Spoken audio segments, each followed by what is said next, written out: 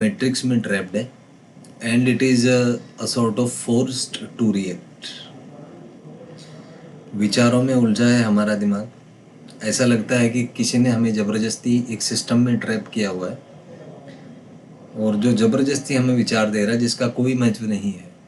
हमारी कॉन्शियसनेस ये जानती है कि ये जो विचार हैं ये इनका कोई यूज़ नहीं है मेरे लिए, लेकिन इमोशंस हमें विचलित कर देते हैं, हमें फोर्स करते हैं रिएक्ट करने के लिए और हम अपना काम नहीं कर पाते। तो ज़्यादातर लोग जो हैं वो इस मैट्रिक्स के अंदर ट्रैप हैं, ह्यूरिस्टिक में ट्रैप है, अपने खुद के माइंड ब्रेन सिस्टम में जो पास्ट मेमोरीज़ हैं उसमें उलझे हुए हैं। तो इन पास्ट मेमोरीज़ का हमें यूज़ करना आना चाहिए अपने अकॉर्डिंग।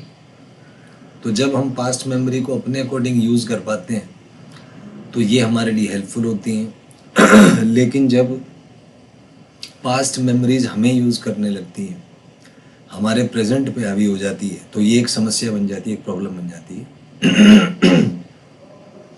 तो इसको ओवर थिंकिंग कहें या सॉर्ट ऑफ एंजाइटी कहें, इन सब का कारण है वो मैट्रिक्स जो हमें फोर्स्ड करती है रिएक्ट करने के लिए।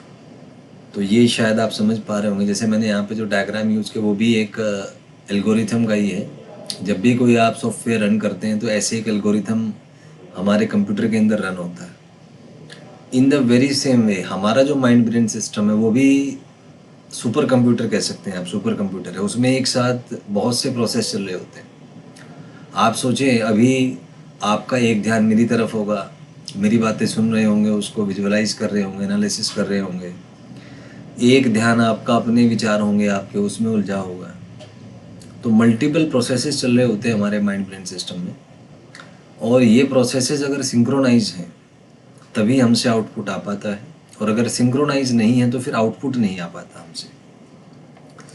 तो जो सारी गेम है वो है synchronization, synchronized mind brain algorithms की।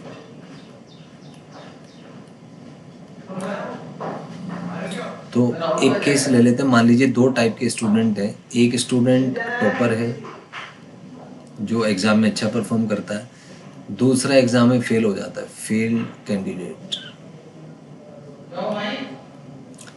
तो इन दोनों में टीचर तो सेम ही है,